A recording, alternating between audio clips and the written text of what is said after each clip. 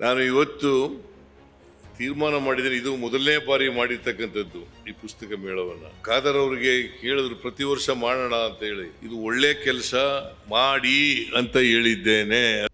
ವಿಧಾನಸೌಧದಲ್ಲಿ ಪುಸ್ತಕ ಮೇಳ ಉದ್ಘಾಟನೆಯಾಗಿದೆ. ಮೊದಲ ಬಾರಿಗೆ ಲೇಖಕರಿಗೆ, ಬರಹಗಾರರಿಗೆ ತಮ್ಮ ಪುಸ್ತಕಗಳನ್ನು ಶಕ್ತಿ ಸೌಧದಲ್ಲಿ ಮಾರಾಟ ಮಾಡುವ ಅವಕಾಶ ಸಿಕ್ಕಿದೆ. ಇದನ್ನು ಸಿದ್ದರಾಮಯ್ಯನವರು ಉದ್ಘಾಟಿಸಿದ್ರು. ಹಾಗೆಯೇ ಬರಹಗಾರರಿಗೆ, ಲೇಖಕರಿಗೆ, ಸಾಹಿತಿಗಳಿಗೆ ಪ್ರೋತ್ಸಾಹ ಕೊಡುವಂಥ ಕೆಲಸವನ್ನು ಸರ್ಕಾರ ಮಾಡುತ್ತೆ ಅಂತ ಹೇಳಿದರು. ಜೊತೆಗೆ ನಾನು ಪುಸ್ತಕಗಳನ್ನು ಖರೀದಿ ಮಾಡ್ತೀನಿ ಅಂತ ಹೇಳಿದರು, ಪುಸ್ತಕಗಳನ್ನು ಓದ್ತೀನಿ ಅಂತ ಹೇಳಿದರು.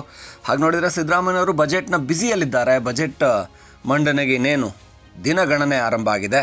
ಹಾಗಾಗಿ ಕೆಲವು ದಿನಗಳಿಂದ ಸಿದ್ದರಾಮಯ್ಯನವರು ಯಾವುದೇ ಸಾರ್ವಜನಿಕ ಕಾರ್ಯಕ್ರಮಗಳಲ್ಲಿ ಕಾಣಿಸ್ಕೊಳ್ತಾ ಇಲ್ಲ, ಹಾಗೆ ಮಾಧ್ಯಮಗಳ ಮುಂದೆ ಕೂಡ ಬಂದಿಲ್ಲ. ಆದರೆ ಪುಸ್ತಕ ಮೇಳಕ್ಕೆ ಮಾತ್ರ ಬಂದಿದ್ದರು. ಬಹಳ ಬರಹಗಾರರು, ಸಾಹಿತಿಗಳ ಬಗ್ಗೆ ಹೆಚ್ಚಿನ ಒಲವನ್ನು ಹೊಂದಿರುವಂಥ ಸಿದ್ದರಾಮಯ್ಯನವರು ಪುಸ್ತಕ ಮೇಳದಲ್ಲಿ ಎಲ್ಲರೂ ಕೂಡ ಪುಸ್ತಕಗಳನ್ನು ಕೊಂಡುಕೊಳ್ಳಿ, ಓದಿ ಅನ್ನುವಂಥ ಒಂದು ಸಂದೇಶವನ್ನು ಕೊಟ್ಟರು.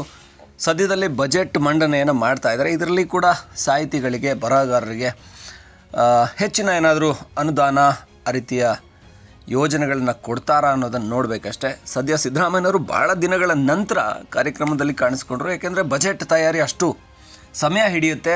ಬೇರೆ ಬೇರೆ ಇಲಾಖೆಗಳ ಜೊತೆ ಸಭೆ, ಚರ್ಚೆ, ಅಂತಿಮಗೊಳಿಸುವಂಥದ್ದು ಇದೆಲ್ಲ ನಡೀತಾ ಇದೆ. ಅದು ಈ ಗ್ಯಾರಂಟಿ 52,000 ಕೋಟಿ 60,000 ಕೋಟಿ ಗ್ಯಾರಂಟಿಗಳಿಗೆ ತೆಗೆದಿಟ್ಟು ಬಜೆಟನ್ನು ಕೊಡಬೇಕು ಅಂದರೆ ಸ್ವಲ್ಪ ಕಷ್ಟನೇ. ಅದರಲ್ಲಿ ನಿರತರಾಗಿದ್ದಾರೆ ಸಿದ್ದರಾಮಯ್ಯನವರು. ನಾನು ಈ ಮೇಳವನ್ನ ಅತ್ಯಂತ ಸಂತೋಷದಿಂದ ಉದ್ಘಾಟನೆ ಮಾಡಿದ್ದೇನೆ ಅಂತ ಮಾತುಗಳನ್ನು ಹೇಳಲಿಕ್ಕೆ ಬಯಸ್ತಾ ಇದ್ದೇನೆ. ಬಹುಶಃ ಇದು ಖಾದರ್ ಅವರ ಆಲೋಚನೆ.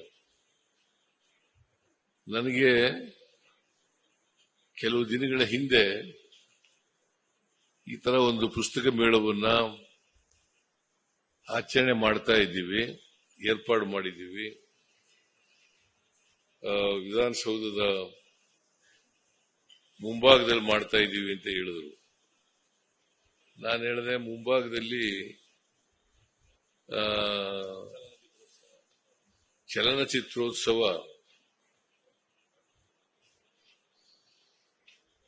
ನಡೀತಾ ಇದೆ, ಅಲ್ಲಿ ಬೇಡ, ಬೇರೆ ಭಾಗದಲ್ಲಿ ಮಾಡಿ ಅಂತ ಹೇಳಿದೆ. ಎಂತಿದು ಹಾಲು, ಬ್ಯಾಂಕ್ವೆಟ್ ಹಾಲ್ನಲ್ಲಿ ಮಾಡಿ ಅಂತ ಹೇಳಿದೆ. ಇಲ್ಲ, ನಾವು ಡೇಟ್ ಅನೌನ್ಸ್ ಮಾಡಾಗ್ಬಿಟ್ಟಿದೆ, 27ನೇ ತಾರೀಕಿಗೆ ಮಾಡಬೇಕಾಗಿದೆ. ಅದಕ್ಕೆ ವಿಧಾನ ಪರಿಷತ್ಸಭೆಯ ಆವರಣದಲ್ಲಿ ಎಲ್ಲಾದರೂ ಮಾಡ್ತೀವಿ ಅಂತ ಹೇಳಿದ್ರು. ಸೊ ಹಾಗಾಗಿ ನಾನು ಒಪ್ಪಿಗೆಯನ್ನು ಕೂಡ ಕೊಟ್ಟೆ. ಅವರು ಇವತ್ತು ಬಹಳ ಅಚ್ಚುಕಟ್ಟಾಗಿ ಸುಮಾರು 151 ಪುಸ್ತಕಗಳ ಈ ಮೇಳದಲ್ಲಿ ಪುಸ್ತಕಗಳ ಸ್ಟಾಲ್ ಅನ್ನ ಹಾಕಿದ್ದಾರೆ. ಬೇರೆ ಬೇರೆ ಭಾಷೆಯ ಪುಸ್ತಕಗಳು ಕೂಡ ಇದರಲ್ಲಿ ಪ್ರದರ್ಶನ ಆಗ್ತಾ ಇದ್ದಾವೆ. ಪುಸ್ತಕ ಪ್ರಿಯರಿಗೆ ಇದು ಒಂದು ಹಬ್ಬ ಅಂತ ಹೇಳಿ ನಾನು ಭಾವಿಸ್ಕೊಂಡಿದ್ದೇನೆ. ಬೇರೆ ಭಾಷೆಯಲ್ಲಿರ್ತಕ್ಕಂಥವು, ಬೇರೆ ಭಾಷೆಯಿಂದ ತರ್ಜುಮೆ ಆಗಿರ್ತಕ್ಕಂಥವು, ಕನ್ನಡದಿಂದ ಬೇರೆ ಭಾಷೆಗೆ ತರ್ಜುಮೆ ಆಗಿರ್ತಕ್ಕಂಥವು, ಬೇರೆ ಭಾಷೆಯ ಪುಸ್ತಕಗಳು ಕನ್ನಡಕ್ಕೆ ತರ್ಜುಮೆ ಆಗಿರ್ತಕ್ಕಂಥವು, ಇವೆಲ್ಲವೂ ಕೂಡ ಒಟ್ಟಿಗೆ ಸಿಗ್ತಕ್ಕಂಥದ್ದು ಅಂತ ವ್ಯವಸ್ಥೆಯನ್ನ ಖಾದರ್ ಅವರು ಮಾಡಿದ್ದಾರೆ.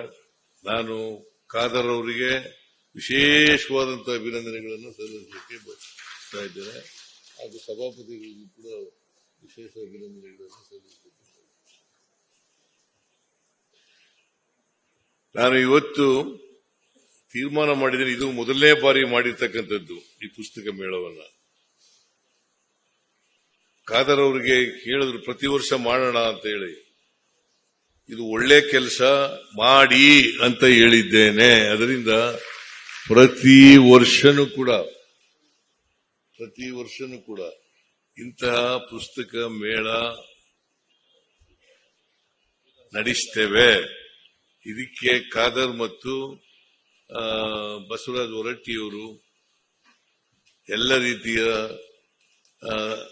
ಅವರು ಬಯಸಿದಂತ ಎಲ್ಲ ರೀತಿಯ ಸಹಾಯವನ್ನ, ಸಹಕಾರವನ್ನ ಸರ್ಕಾರ ಕೊಡುತ್ತದೆ ಅಂತಕ್ಕಂಥ ಮಾತುಗಳನ್ನ ಹೇಳಲಿಕ್ಕೆ ಬಯಸ್ತೀನಿ. ದುಡ್ಡು ಕೊಡ್ತೀವಿ, ಈ ದುಡ್ಡಿಲ್ಲೇ ನಡೆದಿದೆ. ಈಗ ಸರ್ಕಾರದ ಹಣ ಅಂತಂದ್ರೆ ಜನರು ಕೊಡ್ತಕ್ಕಂಥ ತೆರಿಗೆ, ಅದನ್ನ ಇಂಥ ಕಡೆ ಖರ್ಚು ಮಾಡಬೇಕು ಅಂತ ತೀರ್ಮಾನ ಮಾಡೋರು ಎಲ್ಲ ಶಾಸಕರು, ವಿಧಾನ ಪರಿಷತ್ತಿನ ಶಾಸಕರು, ವಿಧಾನಸಭೆಯ ಶಾಸಕರು. ಅವ್ರ ಒಪ್ಪಿಗೆ ಕೊಟ್ಟ ಮೇಲೆ ನಾವು ಖರ್ಚು ಮಾಡ್ಲಿಕ್ಕೆ ಆಗೋದು, ಇಲ್ಲದೆ ಹೋದ್ರೆ ಖರ್ಚು ಮಾಡ್ಲಿಕ್ಕೆ ಬರಲ್ಲ. ಸೊ ಅದರಿಂದ ನಾವು ಅಲ್ಲಿ ಒಪ್ಪಿಗೆ ತಗೊಂಡು ನಿಮಗೆ ನೀವು ಮಾಡ್ತಕ್ಕಂಥ ಈ ಕಾರ್ಯಕ್ರಮಕ್ಕೆ ಪ್ರತಿ ವರ್ಷ ಪುಸ್ತಕ ಮೇಳ ಏನು ಏರ್ಪಾಡು ಮಾಡ್ತೀರಿ, ಆ ಏರ್ಪಾಡಿಗೆ ಅಗತ್ಯವಾದಂತ ಹಣ ಸಹಾಯವನ್ನ ಮಾಡ್ತೇವೆ ಅಂತಕ್ಕಂಥ ಮಾತುಗಳನ್ನ ಈ ಸದನದಲ್ಲಿ ಹೇಳಲಿಕ್ಕೆ. ನಮ್ಮಲ್ಲಿ ಒಂದು ಗಾದೆ ಇದೆ, ಒಂದು ನಾಣ್ಣುಡಿ, ಏನಪ್ಪಾ ಅಂತಂದ್ರೆ ದೇಶ ಸುತ್ತು ಕೋಶ ಓದು ಅಂತ ಒಂದು ಗಾದೆ ಇದೆ. ದೇಶ ಸುತ್ತು ಕೋಶ ಓದು. ಪ್ರತಿಯೊಬ್ಬರಿಗೂ ಜ್ಞಾನ ವಿಕಾಸ ಮಾಡ್ಕೋಬೇಕು ಅಂತಕ್ಕಂಥದ್ದು ನಿಮಗೆ ಓದುವಿಕೆಯಿಂದ, ಪುಸ್ತಕಗಳನ್ನು ಓದುವಿಕೆಯಿಂದ ಜ್ಞಾನ ವಿಕಾಸ ಆಗ್ತದೆ. ಜೊತೆಗೆ ನಾವೆಲ್ಲರೂ ಕೂಡ ಮನುಷ್ಯರಾಗ್ಲಿಕ್ಕೆ ಪ್ರಯತ್ನವನ್ನು ಮಾಡ್ತೀವಿ. ಮನುಷ್ಯರಾಗ್ತಕ್ಕಂಥದ್ದು ಬಹಳ ಮುಖ್ಯ. ಬರೀ ಓದ್ಕೊಂಡು ವಿದ್ಯಾವಂತರಾದ್ರೆ ಪ್ರಯೋಜನ ಆಗಲ್ಲ. ನಾವೆಲ್ಲರೂ ಕೂಡ ಮನುಷ್ಯರಾಗ್ತಕ್ಕಂಥ ರೀತಿಯಲ್ಲಿ ಮಾಡಬೇಕು. ನಿಮಗೆ ಮನುಷ್ಯರನ್ನಾಗಿ ರೂಪುಗೊಳ್ಳಲಿಕ್ಕೆ ಅನೇಕ ಪುಸ್ತಕಗಳು ಸಿಗ್ತವೆ. ಅದರ ಓದಿನ ಹವ್ಯಾಸವನ್ನ ಬೆಳೆಸ್ಕೊಳ್ತಕ್ಕಂಥದ್ದು ಅತ್ಯಂತ ಅವಶ್ಯ. ನೀವು ಆ ಹವ್ಯಾಸವನ್ನ ಬೆಳೆಸ್ಕೋಬೇಕು. ಮತ್ತೆ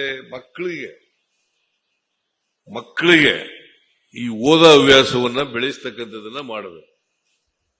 ಈಗಿನ ಮಕ್ಕಳೆಲ್ಲ ಏನ್ ಮಾಡ್ಬಿಡ್ತವೆ, ಟಿವಿನಲ್ಲಿ ಸೋಷಿಯಲ್ ಮೀಡಿಯಾ ನೋಡ್ಕೊಂಡು ಅವನ್ನೇ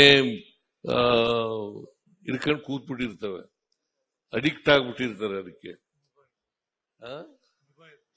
ಮೊಬೈಲ್ ಫೋನ್ಗಳಿಗೆ ಅಡಿಕ್ಟ್ ಆಗ್ಬಿಟ್ಟಿರ್ತಾರೆ. ಅದ್ರ ಬದಲು ಪುಸ್ತಕಗಳಿಗೆ ಓದ್ತಕ್ಕಂಥ ಅಡಿಕ್ಟ್ ಆಗ್ಲಿ ಅಂತಕ್ಕಂಥ ಮಾತುಗಳನ್ನ ಹೇಳಲಿಕ್ಕೆ ಬಯಸ್ತಾ ಇದ್ದೇನೆ.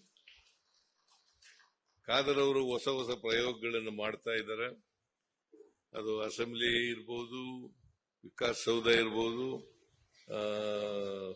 ಸುವರ್ಣಸೌಧ ಇರ್ಬೋದು, ಎಲ್ಲ ಕಡೆ ಮಾಡ್ತಾ ಇದ್ದಾರೆ. ಇಲ್ಲಿ ಪರ್ಮನೆಂಟ್ ಲೈಟಿಂಗ್ ವ್ಯವಸ್ಥೆಯನ್ನು ಕೂಡ ಮಾಡ್ತಾ ಇದ್ದಾರೆ. ಕೆಲಸ ಪ್ರಾರಂಭ ಆಗಿದೆ. ಅದಕ್ಕೂ ಕೂಡ ಸಹಾಯವನ್ನ ರಾಜ್ಯ ಸರ್ಕಾರ ಮಾಡ್ತದೆ.